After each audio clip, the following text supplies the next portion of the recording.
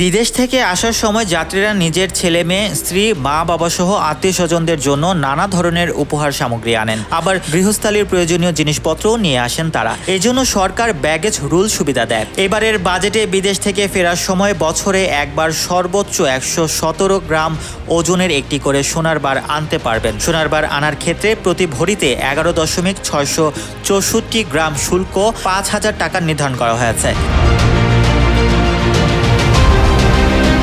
আগে একজন যাত্রী বিদেশ থেকে দেশে ফেরার সময় যতবার খুশি ততবার ১০০ গ্রাম ওজনের সোনার গয়না বিনা শুল্কে আনতে পারতেন। এখন থেকে একজন যাত্রী বছরে মোট ১০০ গ্রাম ওজনের সোনার গয়না বিনা শুল্কে আনতে পারবে। বিদেশ ফেরত একজন যাত্রী দুটি ব্যবহৃত মুঠোফোন ও প্রতি বছর একবারই একটি নতুন মুঠোফোন শুল্ক কর পরিশোধ ছাড়া আনতে পারবেন।